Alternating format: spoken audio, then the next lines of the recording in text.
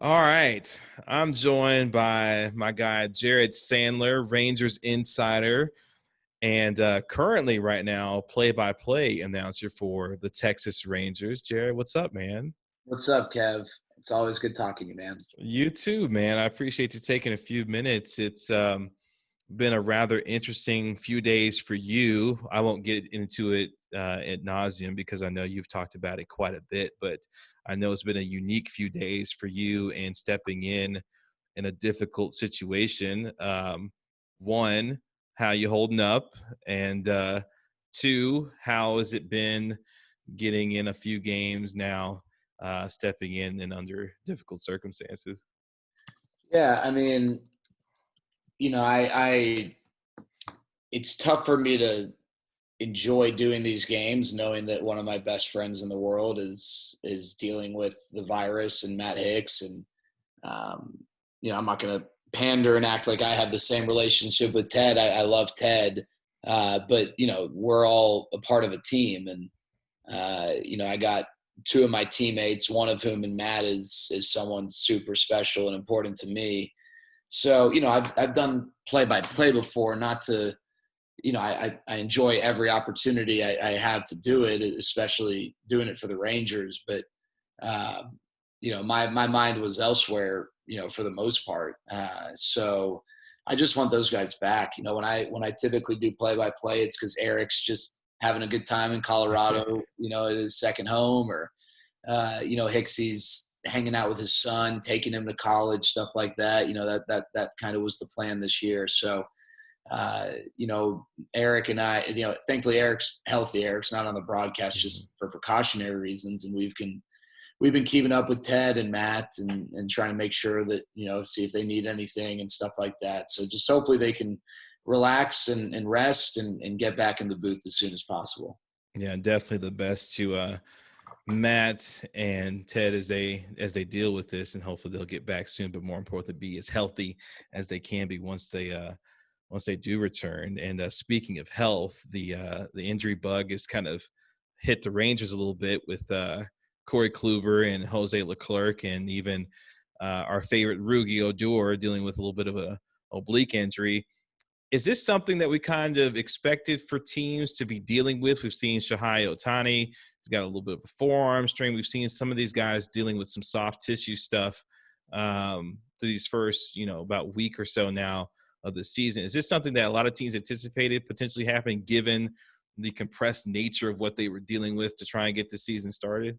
Yeah, I don't know if they knew for sure, but I definitely say it was a concern. But at the beginning of regular season, a more traditional schedule, there are always concerns about guys getting out of the gates slowly, not just performance wise, but they're just getting their bodies back in the swing of things. But obviously, those injuries are heightened in a 60-game season. A guy goes on the DL or the IL, excuse me, that's 1/6 of the season. If he's there for the minimum amount of time, Yeah. that's not, it's 1/16 of a season in a 162 game schedule. So, I think it's unfortunate because not all these injuries are just 4 weeks and comeback injuries. Some of them are significant. Some of them are year-long recoveries or surgical type injuries. So it stinks. And then you got injuries like Mike Soroka tonight tearing his Achilles. Just getting off the mound. That's a freak thing that could have happened in April or June or October. It wasn't specific to this, but you do wonder with some of these injuries like Corey Kluber or Jose Leclerc, how much of that was just it was bound to happen versus maybe the irregular routine and schedule for these guys getting in the way of things. Hopefully, as these guys continue to manage these injuries, we won't see more guys go down because, as you mentioned, we're nearly a tenth of the way or a sixth of the way through the season, and we've seen some pretty significant guys already deal, with some injuries, and hopefully it won't be too long. And as you look at this Rangers team so far, off to a little bit of a slow start. We've seen at times this offense be good, at other times not so great. But the one bright spot so far has been Joey Gallo. And I kind of had talked about him in terms before the season that maybe this could be a guy that could be a dark horse MVP candidate if he kind of got the kind of protection around him that will allow him to see some quality pitches. And we know how comfortable he is hitting in the 4 spot. But regardless of the protection around him, it seems like this is a guy who's starting to come into his own and playing pretty well so far. What have you thought about him, not only dealing with what he did with COVID-19, but now, through these first few games, playing pretty well also? Yeah, I think, the transformation he's made over the last 18 months is really impressive. And because the Rangers really weren't strong contenders last year, I know that they were in the playoff mix into August, but I don't know that anyone really took them seriously nationally. And because, just the reality is so much focus is put on the Dodgers or the Yankees or the Red Sox. I think guys like Gallo slipped through the cracks. I think it took, some time for people to realize how good Matt Chapman was. And now we're used to Nolan Arenado being recognized as one of the best, but it took some time for the league to, the fan bases around the league to see that. Really a lot of players deal with that. And I don't know that people truly realize how unique it is what Joey did last year relative to 2018. And, also a part of it was he was hurt the second half of the season. So he didn't rack up these big counting numbers that, when you look at the leaderboards at the end of the year, he's not up there. I don't even think he ended up as a qualifier. So even the rate numbers, he wasn't there. But the way he's gained a command of the strike zone is dangerous, because when he started laying off even close pitches, it did two things. One, it forced pitchers to pitch to him. And when they pitched to him, usually good things happen for Joey. Two, it started alerting umpires around the league who are humans. And you see with Shin-Soo Choo gets the benefit of the doubt sometimes because he's earned that respect for his awareness of the strike zone. And you're starting to see Joey get some calls. And I just think the biggest thing, and we were texting about this the other day, just as is the case, I've used this analogy. I don't even know if it's an analogy, but, in any sport, you try and either shut down or limit or protect against the other team's best player. And in baseball, it's tough-ish to do. It's, you can't double team a hitter. You can't, jam him at the line with a safety over the top. There are things you can't do in baseball that you can do in other sports. But one of the things you can do is pitch around him. And you mentioned the protection of the lineup. For the team standpoint, it definitely helps to have guys take advantage of that and maybe deter against that. But you're not going to not pitch around Joey because of any of the guys in the lineup, even if they're going well. He's just that good. But the other thing is, late in the game, teams are going to try and beat Joey by matching up. And typically, while, numbers these days and reports show that it isn't just, it shouldn't, the conversation of who's the best matchup for a hitter shouldn't stop it. Well, he's a lefty and the batter's a lefty, so let's go left on left. Certain hitters hit certain pitches, release points, pitch planes better because of their swing. But typically, you would think, well, the guy that is maybe most equipped to limit Joey Gallo is a left-handed pitcher. And the comfort he has against lefties is super impressive. Yeah. Not only does he maintain a command of the strike zone, which typically is tougher, same side versus platoon advantage, but the types of swings he's taking and the way he sees the ball is really stood out. And I just think that moving forward, the command of the strike zone and the ability to hit lefties are tools that are going to allow him to sustain success and elevate his performance to a level that, as you mentioned in the question 17 minutes ago before I started rambling, MVP, those three letters, they apply to Joey because of the strides he's taken offensively. And it's interesting because, folks, I don't know if folks really know this, but so I played baseball from the time I was 5 till I was 18, and I'm a lefty. So one of the things that I always had to guard against was opening up too quickly, especially against left-handed pitching, because either I wasn't recognizing a pitch or I was trying to do too much to stay closed enough to be able to either hit the ball the other way or to drive the ball, out to right field. And it seems like for a guy in Joey Gallo, he doesn't have that problem. He's staying closed, staying on pitches long enough to where even if he gets jammed, he's able to fight things off to be able to keep at bats alive. But more so than anything now, driving the ball with the kind of authority to all parts of the ballpark that really makes him a threat. Because I know one of my favorite guys watching growing up, another left-handed hitter, was Jason Giambi. The guy was used to hit the ball to all fields, perennial 310, 320 hitter. But then when he got to Yankee Stadium, he always wanted to try to knock the ball out of the, the right field porch. And I always got frustrated with guys like this. Like, look, you have the ability to hit the ball to all fields. Why don't you just continue to do? I know the home run is the sexy thing to do, but at the same time, man, I would love to see Gallo, hit 320, 330, 35, 40 homers, driving 110 runs a year to really give pitchers the idea that, hey, this isn't a guy who's just looking to hit the ball, out of the ballpark, but he's looking to do damage on all parts of the field. I don't know if that's something that he wants to develop as part of his game, going forward. Do you see him as that guy who could potentially do that kind of thing? I don't ever see him hitting 300 in a year. Maybe there's a one-off year where he does. I do think he can be a 270, 280 hitter. And the reality is, with the league average dropping, and I think it was below 250 last year, if you're hitting 275, I mean, that's 25 points, 30 points better than league average. That's really good. 300 is a round number and it's a fun number. But if you were to truly, like, it's not just in baseball, in any of these sports, like 20 points per game or 300 yards passing, but like, what really are the true barriers? What are the things that put you like in the top 5% of the league and top 10%? And I don't know, at this point what that batting average would be. I do think he's got that capability. I don't think he wants to, I think if he wanted to hit 300, he could do it. He might hit 25 home runs because that probably means bunting and taking advantage of that. It's just not easy. He does have the ability to hit the ball the other way. He attacks the left center field gap really well. Now, when he hits the ball to straightaway left field, especially on the ground, and he beats the shift, everyone, oh, that's awesome. Way to beat the shift. The reality is he mishit it. It's not.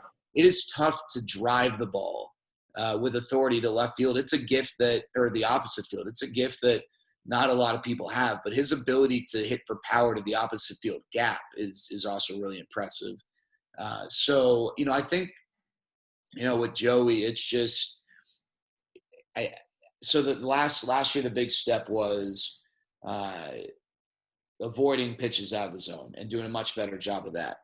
But he was also last in the league at contact rate in the zone, like dead last. No one was worse than Joey Gallo at making contact on pitches in the zone. And for him to be an all-star in spite of that just tells you what sort of upside he has. And I don't think he's ever going to be a huge contact in the zone guy. I mean, Aaron Judge was barely ahead of him. Aaron Judge is one of the worst of that as well.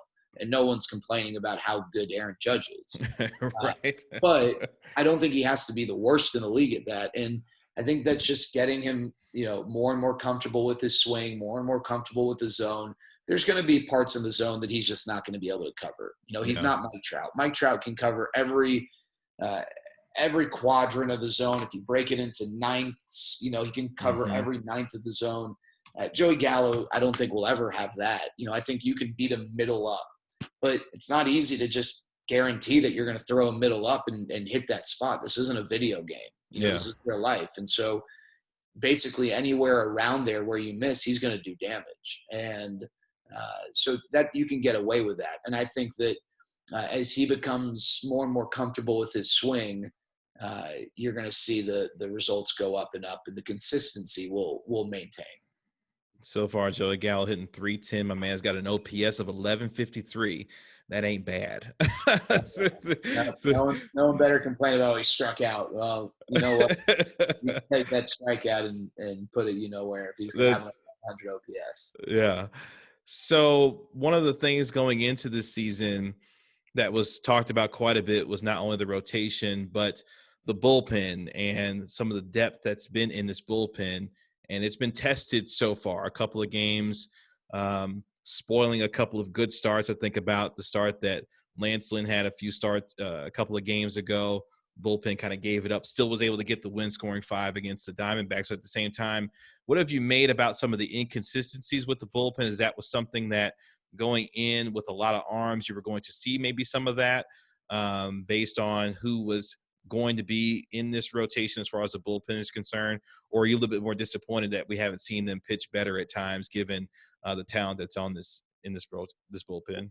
Yeah, I mean, I think it's also important to consider that this bullpen lost one of its setup men before the season, and he hasn't pitched yet. Rafael Montero, hopefully they get him back in the next week or two. The guy they signed this offseason to be their primary left-handed reliever hasn't pitched yet in Joely Rodriguez. Their secondary left-handed reliever, Brett Martin, has only pitched once. He missed the start of the season due to the virus. And then, now Jose Leclerc's out for the season. So, this has not been, I think even fully healthy, this was a bullpen that had question marks, but they haven't been anywhere close to fully healthy. I think there's definitely a big bright spot in Jonathan Hernandez, and Nick Goody so far has looked good. I think there's more in the tank for Luke Farrell, and he's a guy who can eat up some innings when you're down by a couple runs and maybe keep you in the game, which doesn't get the glory, but that's still a valuable role. So I think it's understandable that there have been inconsistencies. I think, if Jesse Chavez can get back to like even 90% of 2018 Jesse Chavez, which, with the up and down injury year he had last year, I think is definitely capable. If Nick Goody continues to pitch like this and you get Jonathan Hernandez doing his thing, and now Rafael Montero and Joely Rodriguez come back, I think that helps solidify things. I don't know that we're going to look at this bullpen and say this is the best unit in baseball or even a top 5, but I don't think this is a bullpen that is going to lose the team games. I don't think we're going to see a bullpen that if these guys who are coming back from injury are able to be productive, I don't think this is a bullpen that is going to be hold your breath bullpen, whenever they take the mound in a close game. And I think Jonathan Hernandez is a big reason why. I think what he's been able to do early on, which really shouldn't be a surprise, but because when he pitched last year, the Rangers were out of it, so not as many eyeballs are on the team. But he's got impressive stuff, and he's executing really well right now. Even your man Edison Volquez, who before the season started, I was like, my man's still in the league. He came in a non-safe situation and shut it down to help the Rangers salvage the series against the Giants. So it seems like there's enough arms that hopefully at some point it'll become a little bit more stabilized. And we've been seeing a lot of Ian Giambi as of late also. It seems like he's getting quite a bit of work in. I forgot to mention him. He's been really good. He's, the bullpen has been inconsistent, but Ian Giambi's been a big part of the positive side of that inconsistency. When you think about, manager Chris Woodward and the challenge that he had coming into the season, dealing with this unique situation of 60 games and the compressed schedule, how have you said that he has managed this so far? Yes, off to a 3-5 start, but at the same time, I think one of the things I appreciate about Woodward is the constant approach to positivity with respect to his club. And even at times when they're struggling, is very honest about those struggles. And it seems like that's something that characteristically is something that you would want in a manager. I think Woodward has done a good job of managing those expectations while dealing with the reality that, hey, sometimes we're not playing as well and we need to work on certain things, but at the same time recognizing what the team is still doing well. What have you thought about him so far and what he's been able to manage so far in this season, given what he's dealing with? Yeah, I mean, I think he's undoubtedly, in my mind, the right guy for the job. If, things don't work out here for him, I don't think it's because of his abilities. Not that he's perfect, but at the same time, you still have to have some of the horses to run the race. I think he's done a really good job. This is such a odd year, right?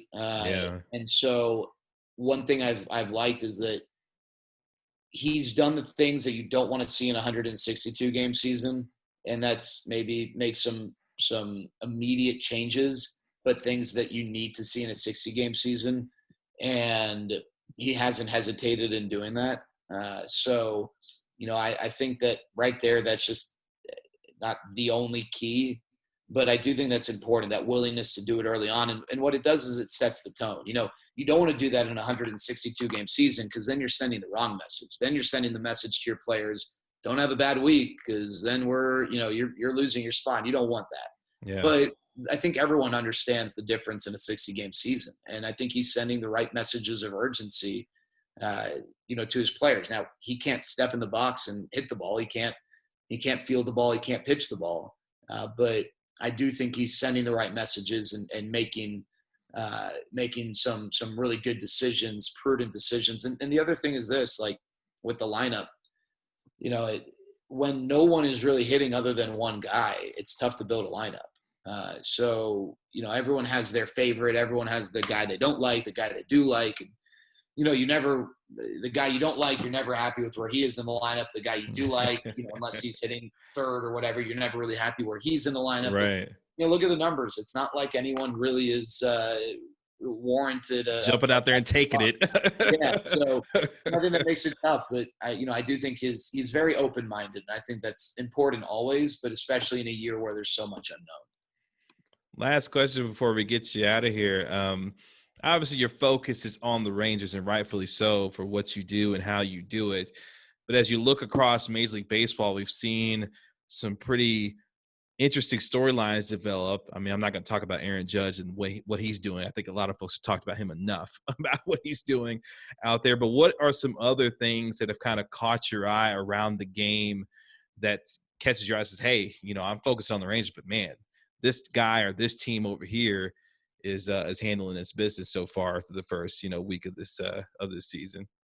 Well, I'm biased because I love the Padres organization with AJ Preller and Jace Tingler, two of my really good friends from their time with the Rangers. But I've enjoyed watching the Padres, and as we have this conversation, this is like cardinal rule number one, because this isn't live, and I'm raising my right hand because I'm talking about something that, could change by the time people look or watch this. But they're beating the Dodgers, and they're off to a good start. I think what's really stood out, Kevin, is just that, you have a lot of good teams who aren't really playing as well as maybe expected. I think Tampa Bay off to a slow start. That's a team that I think is a playoff team.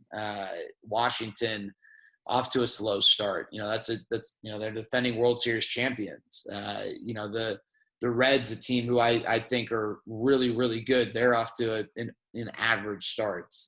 And then you got the Orioles, who they're this year's Mariners. They're horrible roster that's getting off to a decent start. And then the Twins, the Twins lineup is deadly. It's lethal. But if they can get starting pitching performances like they have, I think their bullpen is a pretty good bullpen with Trevor May and Taylor Rogers and Tyler Duffy.